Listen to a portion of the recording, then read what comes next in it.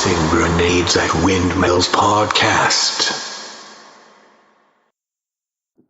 Which obviously had been given to her when she started, and you know me. The God Makers.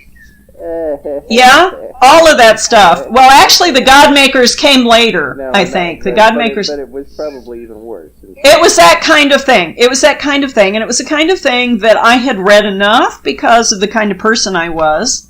And Kathy and I remember we were in tears all that summer because we spent hours over the scriptures with me proving to her why she was going to hell and with her trying to explain why Mormons weren't going to hell. Anyway, but yeah, my teacher gave me a bunch of anti-Mormon literature, which I knew enough to know that it was bullshit. You know, I knew enough to know what Mormons actually believed, and what they were saying in these pamphlets were lies and half-truths. Mm-hmm. So, you know, that ironic. Also... It would have been so whatever. Yeah. But anyway, one of the things that, you know, and then I started taking the missionary lessons, which always involved flirtation, right? At a friend's house, not at my house. We couldn't do that at my house. For a whole lot of reasons. I would have loved to see that conversation. So, boys, you're trying to convert my daughter. Well, let's have a conversation about that. Yeah, oh my God, yes. It would have been better for me if they had been at my house, but they weren't. Anyway. Yeah. So, and then my father gave me grief because they, you know, heretics, and I had gotten baptized that year at the Baptist church. My mother was really upset with me because, again, I went forward at a revival meeting and got baptized thinking that will help me with this whole being saved thing.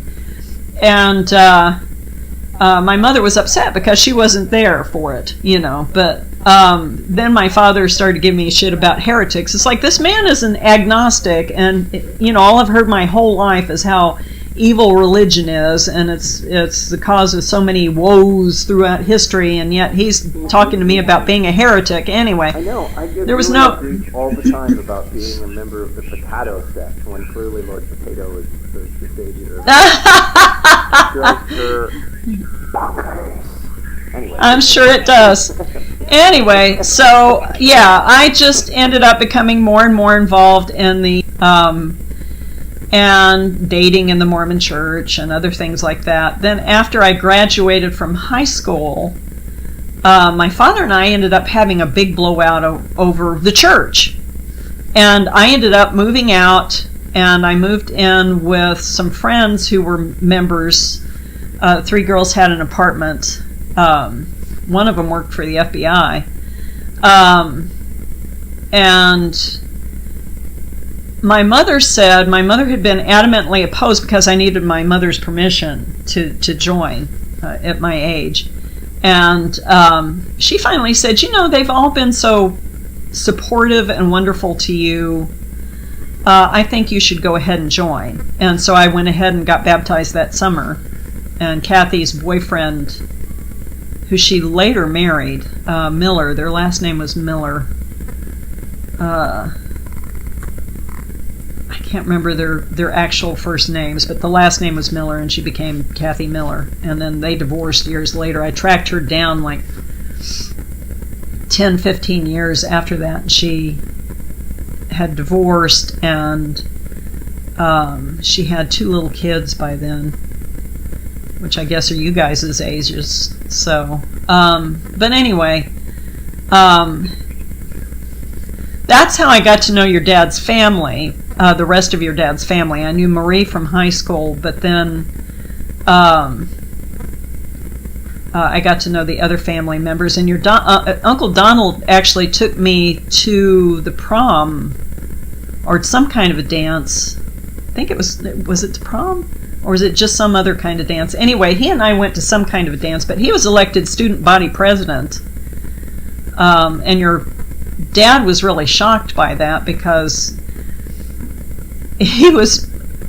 that's not how his family knew him. His family knew him as they know him now, and as you know him now. He's this weird, mentally ill sort of dude. But for a while there, he was part of that same group I was, that student body student government thing.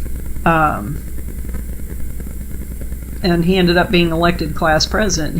Your dad was like, that never would have happened when he was in high school, because it was always the most popular kids who got elected. It was a popularity contest. It didn't have anything to do with really accomplishing anything.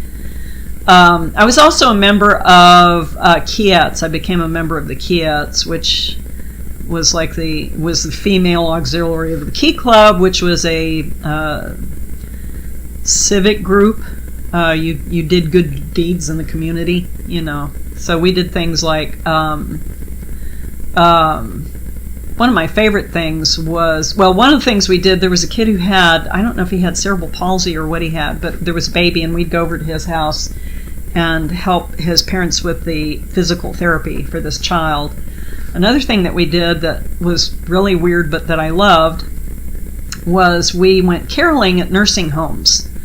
One of the times we went caroling was really weird because we decided to, we did a show in the main room for most of them, and then we decided to go to the people who couldn't come out of their rooms and go carol to them, So we ended up in the ward where all the people who have Alzheimer's and all kinds of other stuff going on.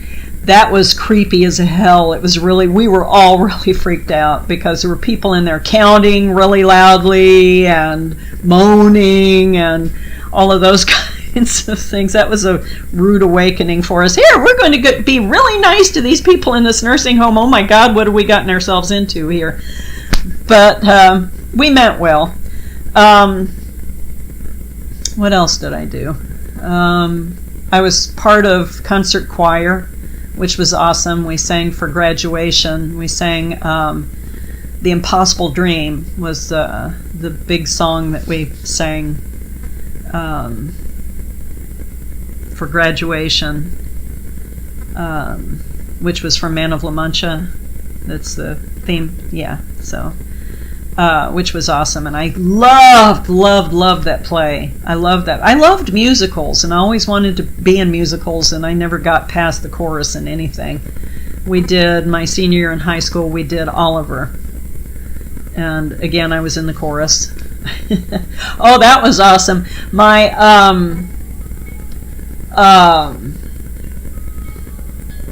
one of the backstage, the chorus had long periods off stage, and we started playing with the Ouija board, and we'd turn out the lights and play with this Ouija board, and I don't remember what happened, but we were all, and then of course I was a Baptist / Mormon, whatever, and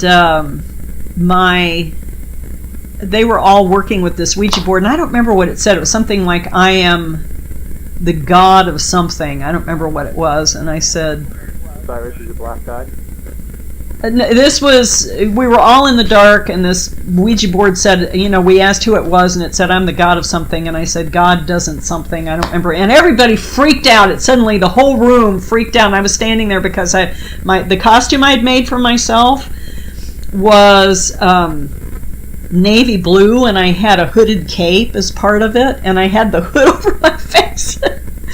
And when I said God doesn't I can't even remember what I said. God doesn't something.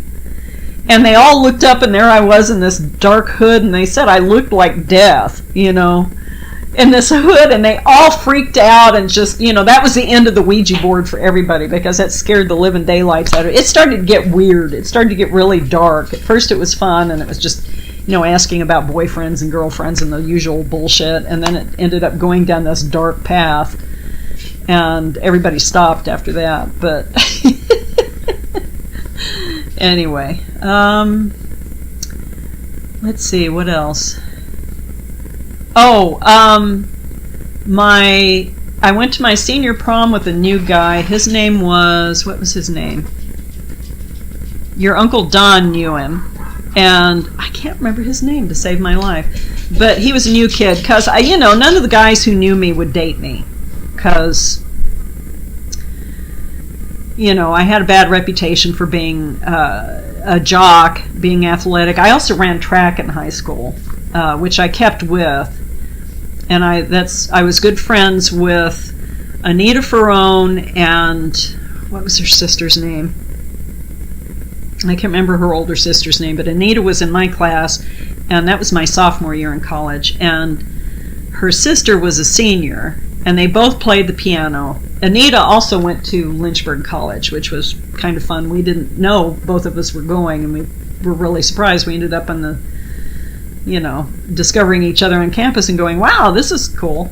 Anyway, but her sister played, I heard her playing one day in one of the music rooms. She was playing Für Elise, and I loved it. And every time I would see her, I would make her play that for me because I loved it so much. But they were both in the music department, and so I knew them. They were crossover between theater and music, and Anita and her older sister with track. And her older sister actually coached me in track.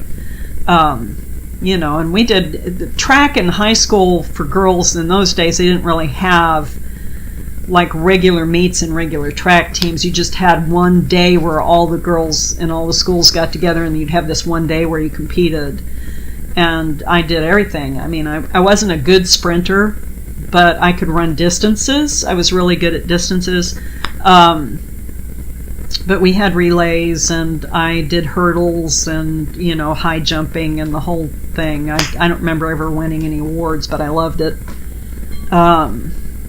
Let's see, what else? I was the Sergeant-at-Arms for the German club. Commander Heine was really disappointed when I showed him my SAT scores in German. I did terrible. I shouldn't have even taken them. And he was just really sad that I did so poorly. But, I just wasn't much of... I learned English from parents who spoke really well and read. Hello, are you still there? Okay. Yeah, my computer just did something weird, so I was wondering what it was doing. Anyway, so I learned English grammar and so on by ear, and I always scored off the charts in that stuff. I was in one of the top percentiles in the whole country for my scores in English and vocabulary and all of that stuff. And German, I was abysmal. I did okay. I think I took math too, and I did okay in that. But I was off the charts with English. And actually, my freshman year in college, they put me in an advanced freshman English class because my scores were so high, and I blew all that. I blew my freshman year in college, but we'll talk about that another time. So, trying to remember if there's anything else interesting from high school. I think there are probably other things, but I can't think of any. The guy that I went to prom with, I had this thing, Skip and I both had this thing of the amazing disappearing boyfriend, girlfriend, and he was the first for me that, when I was a Baptist, there was we had an exchange program with the pastor. They swapped houses with, our pastor went to Florida and stayed in this other pastor's house, and that pastor came to our church for like a couple of weeks, and all the girls had huge crush on the pastor's son.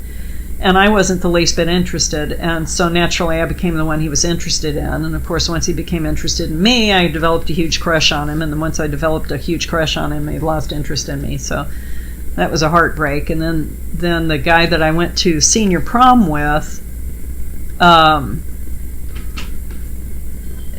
we were really, together for, a while, and then all of a sudden he disappeared. We were supposed to go out, and he never showed up. Guy that I met from Oklahoma that summer before my junior year, he told everybody he was going to take me out. He called me and made a date and then never showed up. I sat there all dressed up, didn't go out.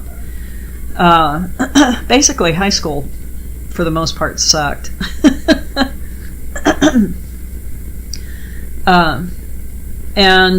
Anyway, the guy that I went to the senior prom with, I remember him telling me, there are 3 things he wanted to do, and he told me, I don't remember what the first 2 were, and he said, you'll never guess what the third one was, and I said, kill a guy. And he said, how'd you know that? And I said, I know you better than you think I do.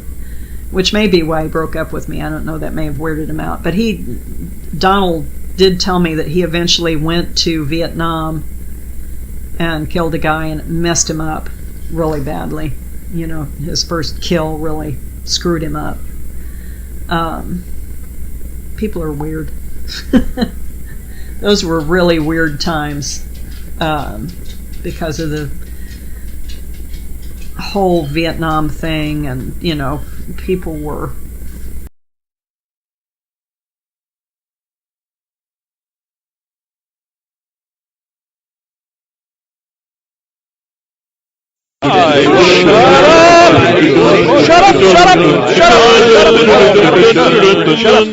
Shut up! Copyright 2017 Red Anvil Amalgamated LLC. For more of this and other worlds, visit redanvilcreative.com. To fight the forces of evil!